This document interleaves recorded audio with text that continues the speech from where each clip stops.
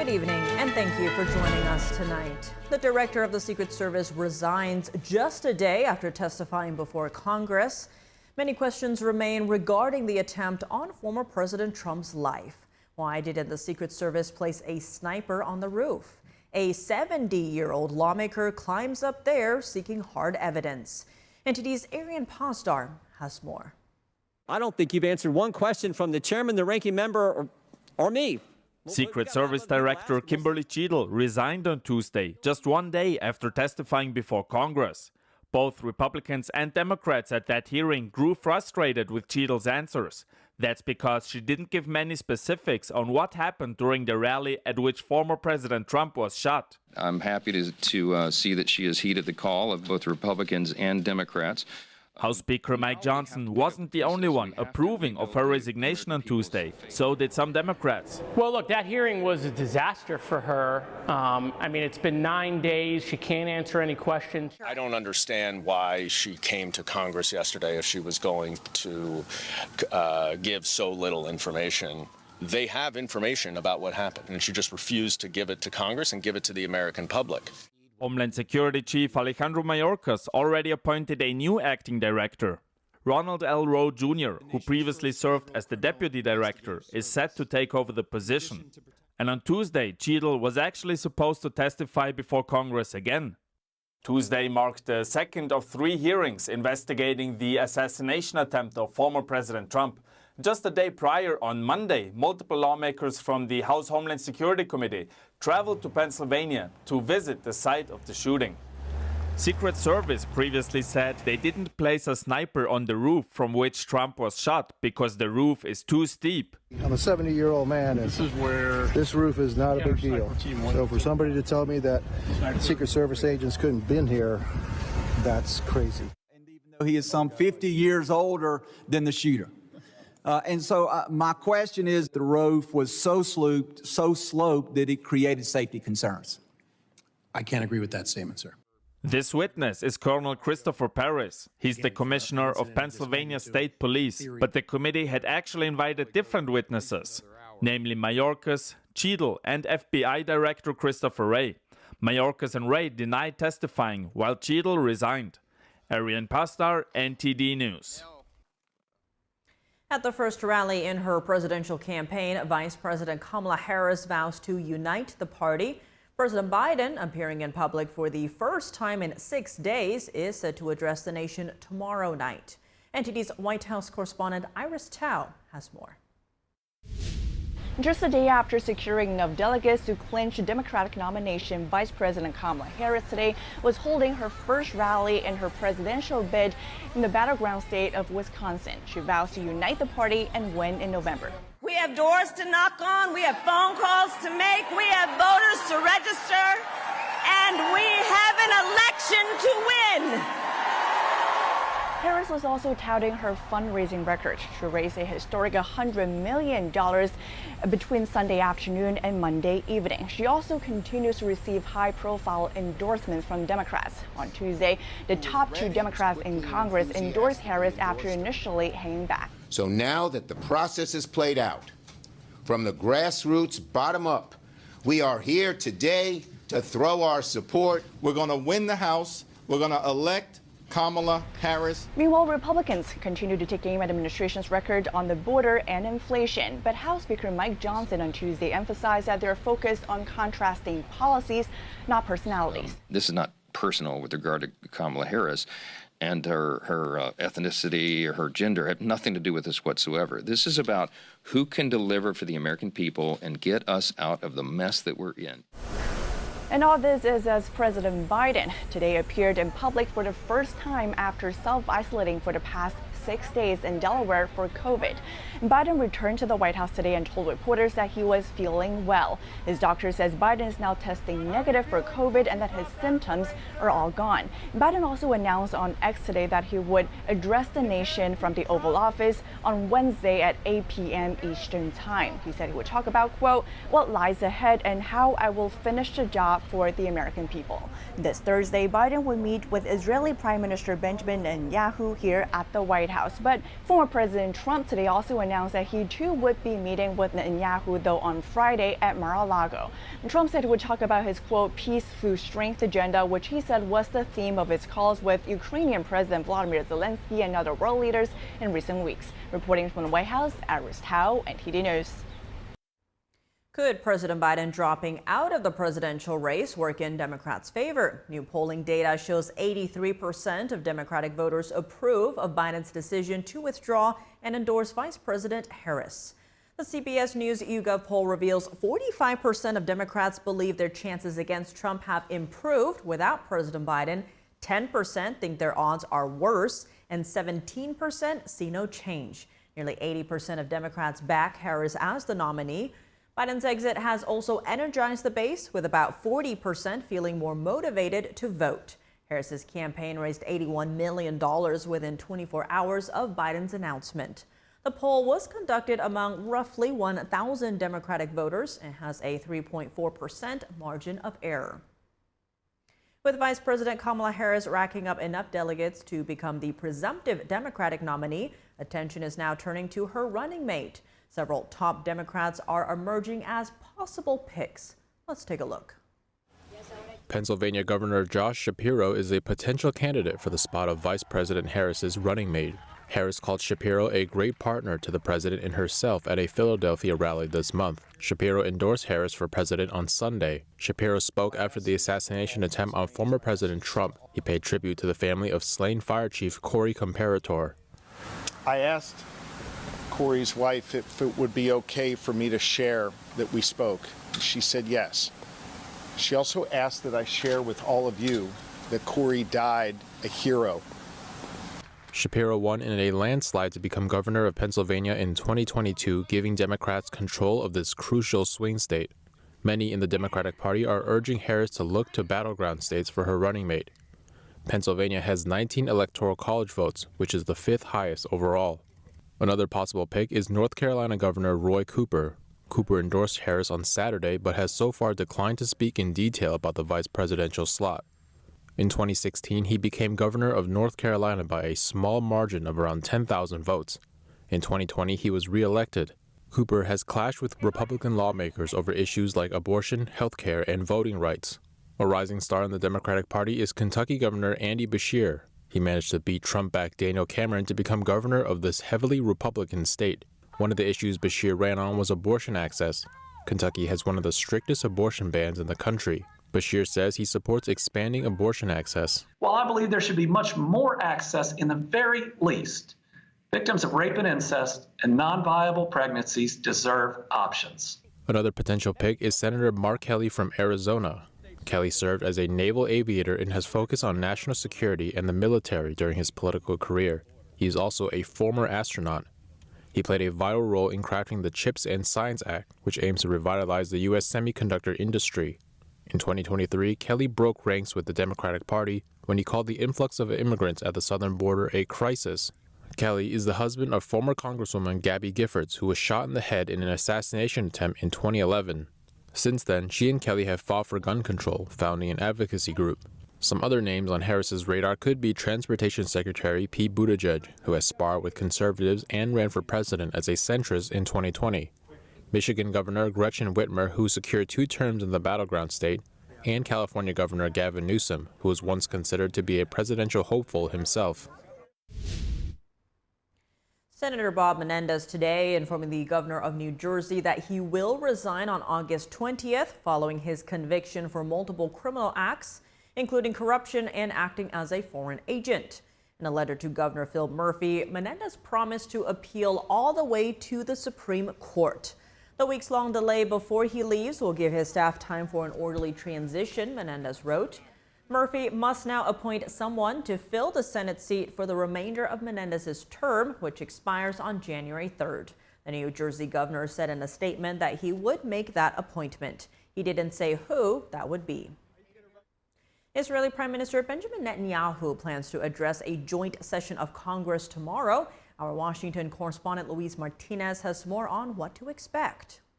Israeli Prime Minister Benjamin Netanyahu is set to deliver a speech to a joint session of Congress this Wednesday at 2 p.m. And between 50 and 100 Democratic lawmakers are expected to boycott this speech. I don't think Benjamin Netanyahu has any interest in getting to peace in the Middle East. He certainly hasn't had an interest in bringing home hostage families. And I think he may be shilling for Donald Trump. Prime Minister Netanyahu's address to a joint session of Congress will be his fourth, marking a historic record that he previously shared with former Prime Minister of the United Kingdom, Winston Churchill.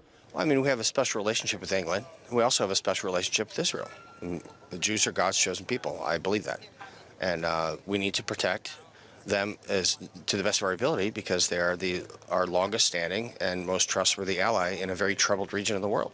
Vice President Kamala Harris will not participate in the joint session of Congress, and pro tempore President Senator Patty Murray refused to participate. So it would be the chairman of the Senate Foreign Affairs Committee, Senator Ben Cardin, who will preside over the joint session of Congress. I'm not going to attend. I think that there are more appropriate things that the Prime Minister should be doing, like a ceasefire and the hostage negotiation. But it's fine. I think a lot of people will be going, and I've got some other events I've got to go to. Do you have any reaction to Vice President Kamala Harris not presiding over the joint session of Congress, but meeting with Prime Minister Benjamin Netanyahu at a future date? No, I mean, she's a presidential candidate. She has a lot to do, and so I know she's going to have her meeting, which I think is good. Not all Democrats were comfortable divulging whether or not they would participate in Wednesday's joint session of Congress. It's none of your business whether I attend or not, frankly. I don't understand why everyone feels so empowered to ask that question. I'm here in Congress. I'll be doing my job. Thank you for listening. Protesters are expected to march around the perimeter of the Capitol during Wednesday's joint session of Congress. National Park Services expect around 5,000 protesters to show up. Reporting from Washington, D.C., Luis Eduardo Martinez, NTD News. Welcome back. I'm Tiffany Meyer. Israeli forces are battling terrorists in the southern Gaza Strip following a recent evacuation order for residents. Meanwhile, Israel conducted an overnight counterterrorism operation in the West Bank. NTD's Jason Perry has the details.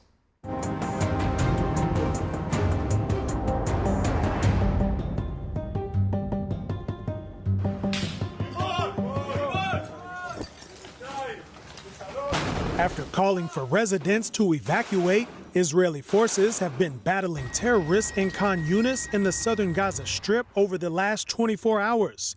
The Israel Defense Forces, or the IDF, had called for residents to evacuate after terrorists fired rockets from the area. The Hamas-run health ministry said 70 people have been killed, although it does not distinguish between terrorist and civilian deaths. Displaced residents shared their thoughts. We had to leave, and I wasn't intending to leave. But then there were quadcopters and aircrafts. We saw the tanks with our own eyes. When I saw the tanks, I thought, I don't want to harm my brother's children and my family.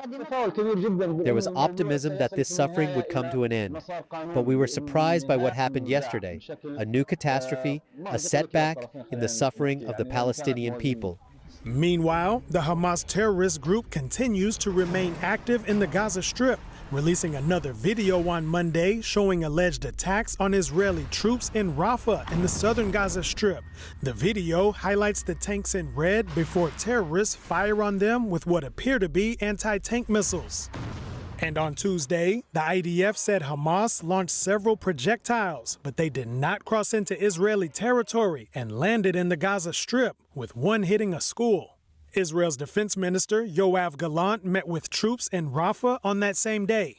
We are creating conditions for what we wanted. The first thing, for defeat of the Hamas organization. The second thing, actually, is that you are pressing. We are getting closer to a situation where it will be possible to reach a deal for the release of the hostages. And from the Gaza Strip to the West Bank, Israeli forces conducted an overnight counterterrorism operation in Tulkarm, during which the IDF reported striking a number of armed terrorists and dismantling explosives that were planted underneath the roads. The IDF reported killing 2 prominent terrorists who had helped attack Israeli soldiers.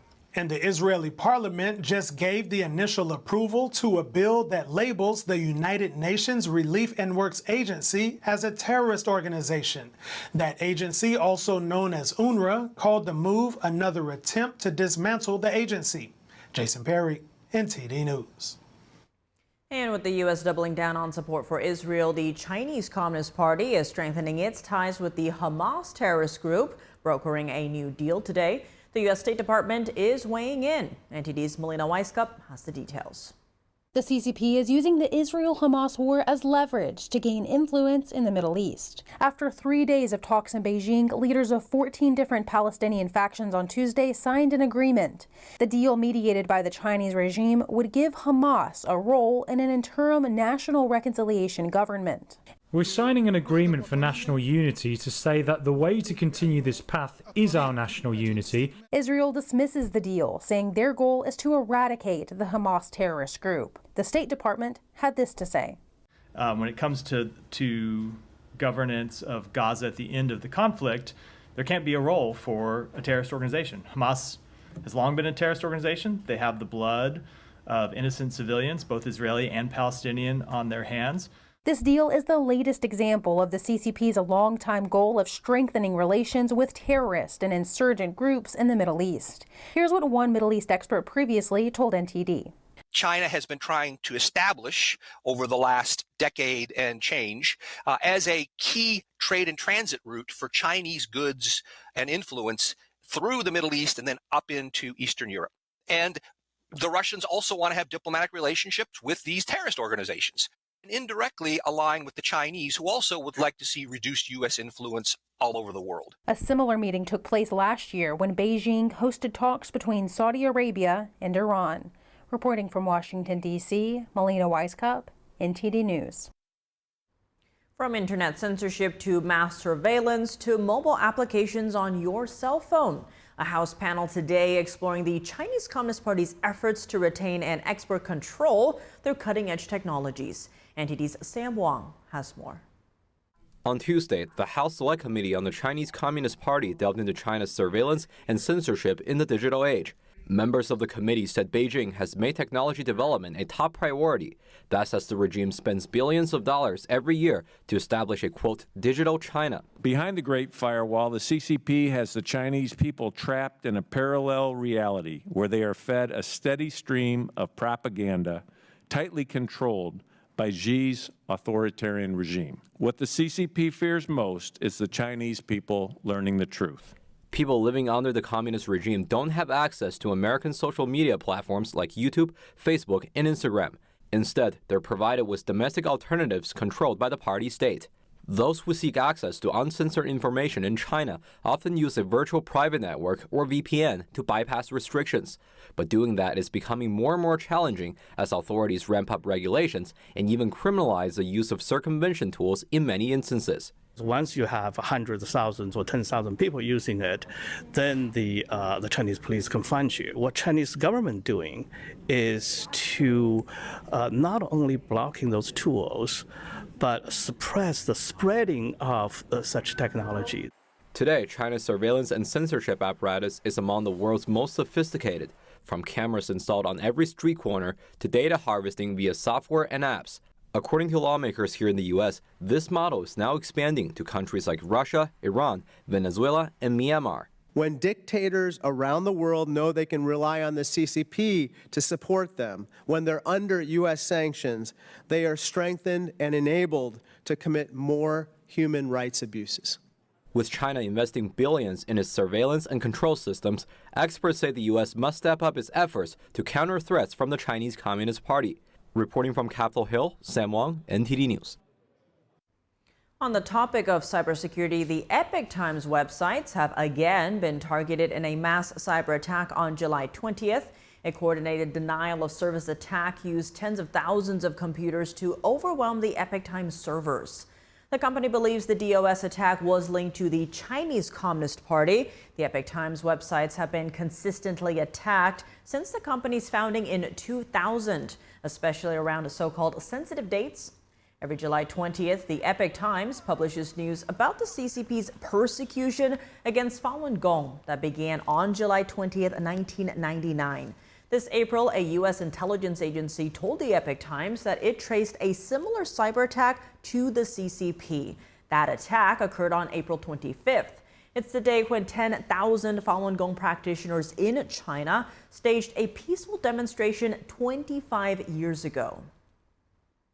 Delta Airlines is under federal investigation as it struggles to recover from last week's cyber outage. Transportation Secretary Pete Buttigieg announced today the investigation will look into the airline's continued flight disruptions and treatment of stranded passengers.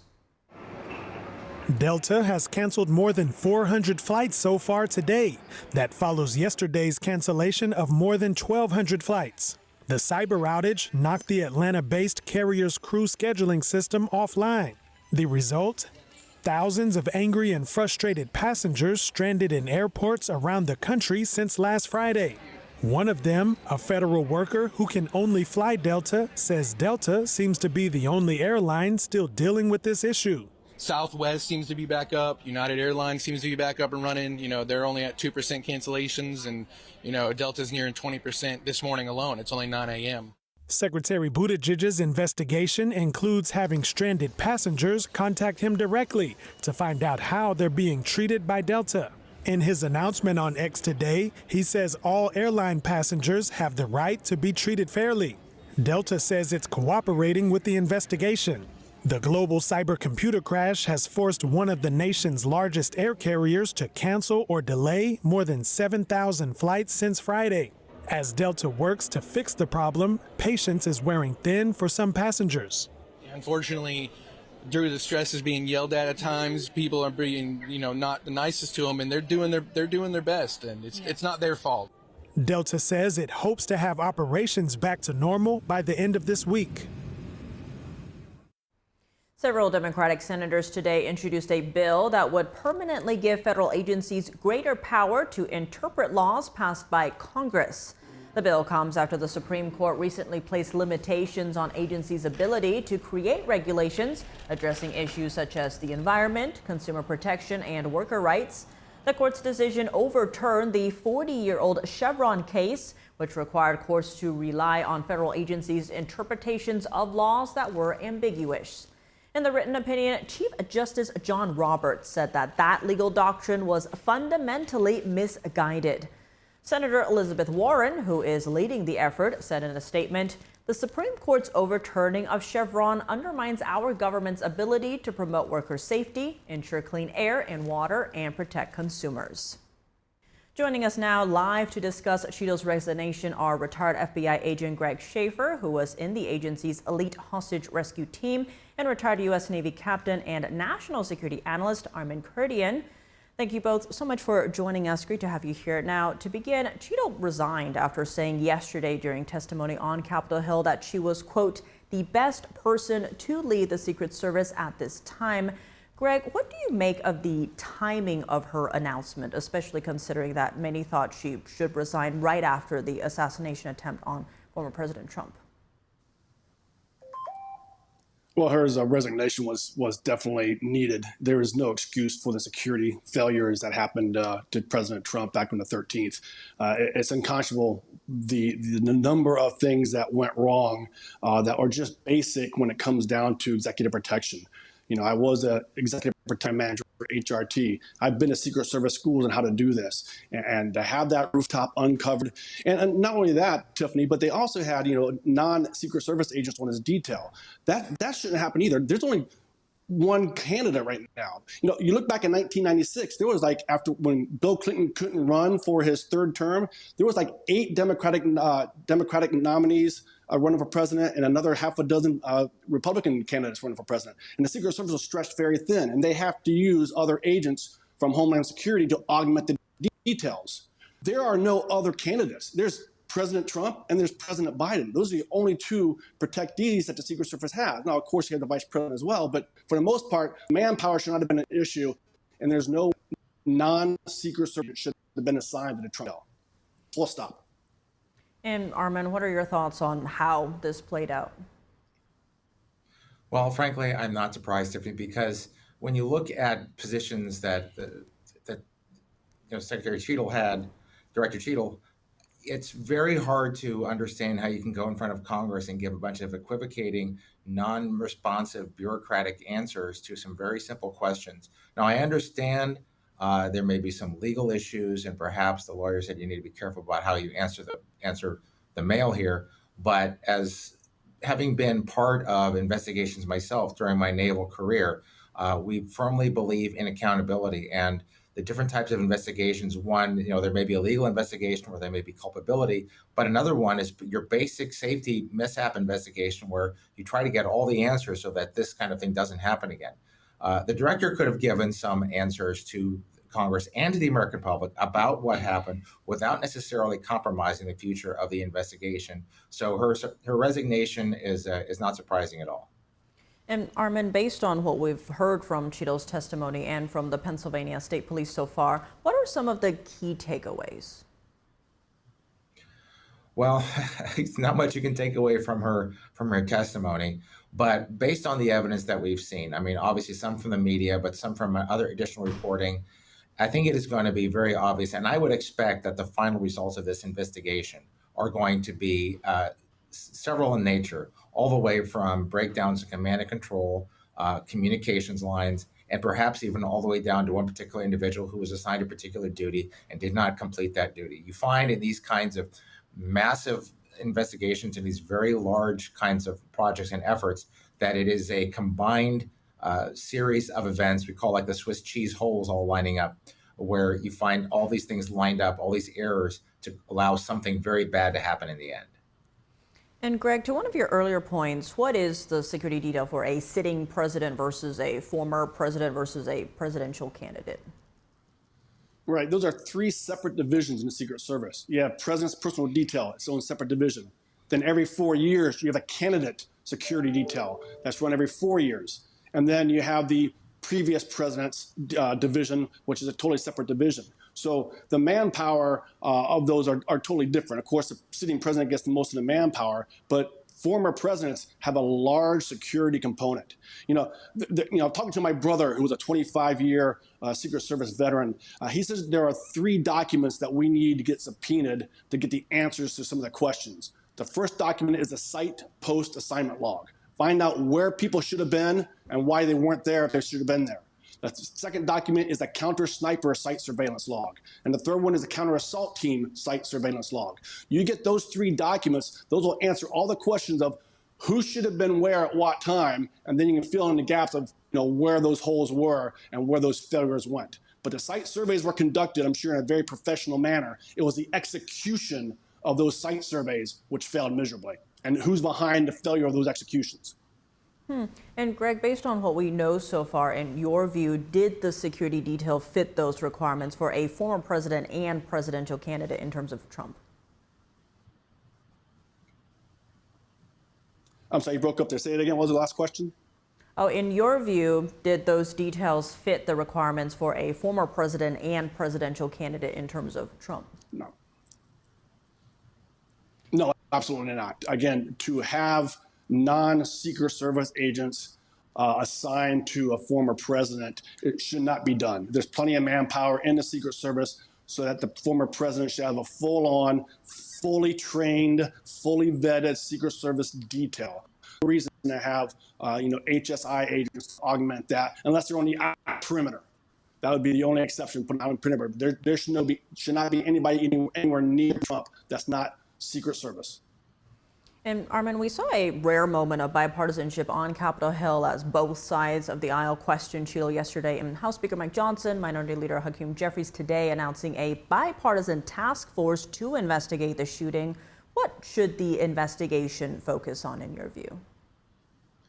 So right now there's a couple of investigations going on. The one that you're referring to, this bipartisan organization, there are going to be some subpoenas that are going to be involved. There's going to be a lot of interviews, a lot of a collection of evidence and information. And out of that investigation, you're probably going to get some recommendations for disciplinary action, a lot of recommendations for changes to process procedures, while at the same time, Secretary Mayorkas has also put forth an investigation of a bipartisan group of not elected officials, but other officials, subject matter experts in their field. And this investigation is only going to last 45 days. And that is very important because they're going to come out there with a quick look report and some lessons that they can apply immediately to Secret Service protection of the details for former President Trump, for the current president and the vice president, now presidential candidate Kamala Harris, and hopefully also for RFK Jr. as well. All of those individuals absolutely must be protected. Now, when it comes to the assassination attempt itself, Cheatle confirmed that the shooter was deemed suspicious at least 20 minutes before shots were fired, but he wasn't deemed a threat until just before the shots rang out. Now, there are also reports of confusion on the ground between the Secret Service and local police, with both sides trying to figure out if the shooter was one of theirs. Now, Armin, how do you view this series of events? Well, the reports that we heard of basically the folks there who were attending pointing to the shooter on the roof and getting local law enforcement involved. When you think about it, so much of what happens in large organizations, some of the most important things happen at the very lowest level in a command and control organization. Here you had a couple officers who were basically peeking over the top of that roof, and I believe that they may have panicked or gotten a bit of an adrenaline rush in the shooter to start shooting a little bit sooner than he might have been ready. So just by their mere presence, it's very possible that might have actually saved his life. But when you have this many organizations that are working together, the lines of communication need to be absolutely clear, and information has to move from one level to another. It's entirely possible that say, hey, we have a threat here. Should I report it up? Maybe someone wasn't sure. Should I bother this supervisor with this information, or should I bother the Secret Service with this? If they perhaps didn't have a good working relationship to start off with, if they didn't get off on the right foot in the week prior as they were putting everything together, maybe this individual was hesitant to give the information. And I'm only saying that as just pure conjecture, because these are all kinds of questions that are going to be asked, and you end up seeing things like this in causal factors in mishap investigations, such as what I experienced in the Navy. Now, Cheatle described the incident as, quote, the most significant operational failure of the Secret Service in decades. Greg, what steps would you like to see implemented so that faith is restored in the Secret Service's ability to protect our presidents, current and former? Well, first and foremost, transparency. The investigation they need to come out with the answers to some of the questions the public's asking now, and come out with those questions sooner rather than later. So full transparency investigation. But, in my opinion, too, the Secret Service are the very best in the world at doing protection. Their tactics, techniques, and procedures are founded on experience and professionalism, and they work. This event on the 13th was human failure. Somebody didn't do something, or somebody was told to do something that goes against their TTPs. So I think, just having transparency when it comes to getting those investigations out sooner rather than later, and then also just remembering that Secret Service, they truly are in the business at this, that this is a human failure element, and we need to find out who made those mistakes and why, and were they told to make those mistakes intentionally. Greg Schaefer, Armin Krudian, thank you both so much for joining us. Thank you, Tiffany. Thank you. In a newly aired interview, former President Trump discusses the assassination attempt and shares details of a phone call he had with President Biden after the shooting. NTD's Dana Monahan has more on Trump's interview with Jesse Waters on Fox News, along with vice presidential candidate J.D. Vance. Former President Trump says he had a nice conversation with President Joe Biden, who called him after the assassination attempt. He said, you're lucky you turned to the right. So it was, obviously somebody briefed him. Trump turned to look at a chart just as 20-year-old Thomas Crooks allegedly started shooting during the rally. Trump says agents initially thought he was hit in the abdomen and wanted to put him on a stretcher, which he refused. The former president criticized the fact that the building roof was left vulnerable.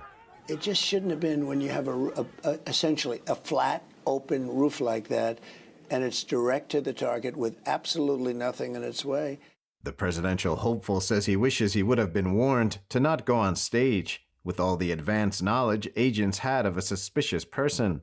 I wish somebody would have done that, because Corey would be alive and two people that were seriously hurt would not be hurt. Vice presidential candidate J.D. Vance says screw-ups sometimes happen. But leadership has to stand up and take responsibility. I think that the fact that there's been no transparency here is what makes a lot of us say, well, what the hell happened, and why, are we actually taking steps to ensure it doesn't happen again? Vance says his kid was in the background talking about Pokemon cards when he got the call Trump was nominating him to be vice president. I'm like, oh, for the love of God, 7-year-old kid, if you've ever been quiet, be quiet now. And the president's like, put him on speakerphone. And so you read off the truth that was at the actual announcement that he was nominating me to be vice president. And he says, what do you think about that? And my son goes, oh, it's good. It's good. Turning back to the assassination attempt, Trump says the people on the stage were unbelievable and brave. They were all Secret Service that came running up, and they were running past bullets. Bullets were, when I went down, bullets were coming over my head, and you hear them. It's like a zip, zip. The presidential hopeful also mentioned meeting with Secret Service Director Kimberly Cheatle after the shooting. He says Cheatle was very nice, but emphasized that someone should have ensured that there was no one on the roof. Daniel Monahan, NTD News. Former President Trump wants his $450 million civil fraud judgment thrown out. Trump, his sons Donald Jr. and Eric, and the Trump Organization were found liable for fraud. They were accused of overvaluing Trump properties in financial transactions and undervaluing the properties for tax purposes.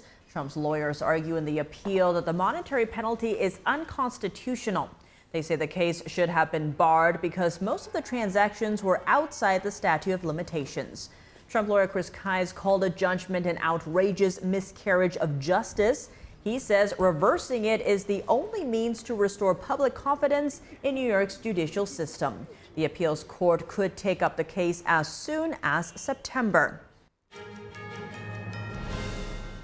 Welcome back. I'm Tiffany Meyer now for your sports news. We're joined by NTD's Dave Martin. Dave, plenty to discuss today, but let's start in the NFL, where the head of the league's player association told the Washington Post that they've had very high-level discussions about adding an 18th game to the schedule. What are the factors on both sides here? Well, one is money. More regular season games equals more TV revenue. Now, they could just drop a preseason game, and those are televised as well, but you get better TV ratings, of course, for the regular season games.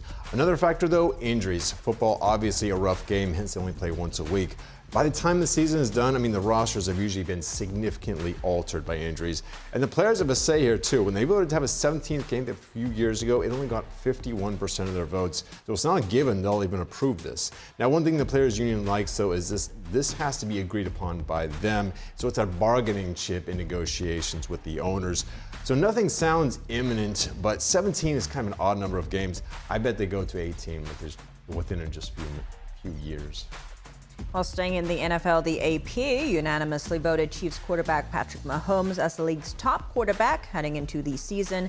Meanwhile, his stats last year weren't up to his usual standard. Why is there still such confidence in him? Well, for one thing, he did not have the same weapons on offense last year that he's usually had. His receiver group was really seen as a weak link to a team that still won a Super Bowl, and he was really credited as the one who led them to that Super Bowl, and that included 2 playoff road wins. This year, they've made some significant changes at receiver. They signed Marquise Brown, they drafted Xavier Worthy with a first-round pick.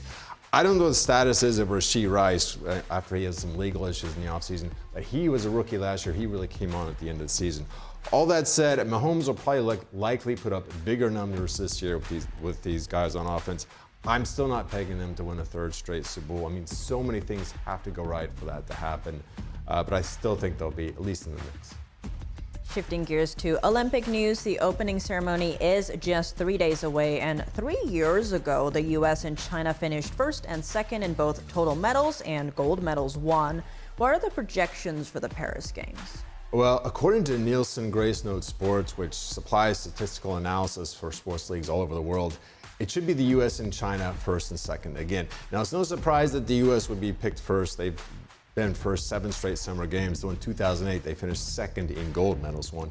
But one X factor here will be Russian athletes and even athletes from Belarus, because a number of them haven't been able to compete internationally over the last couple of years because of the war, though there won't be many of them. At last count, I think Russia was sending 15 and Belarus 17. For comparison's sake, the U.S. is sending nearly 600, so that obviously helps a great deal. Looking at WNBA news, the league's All-Star Game on Saturday drew nearly 3.5 million viewers. This is their third highest rated event ever. Is this all attributed to Caitlin Clark and the audience she brings? I mean, certainly she brings a lot. They've had 17 games this year that drew more than 1 million viewers, and she was in 15 of them. And her team doesn't even have a winning record.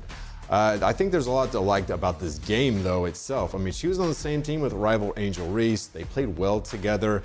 And how they set up the teams, it was actually the Olympic roster against the remaining WNBA All-Stars, and the All-Stars actually won.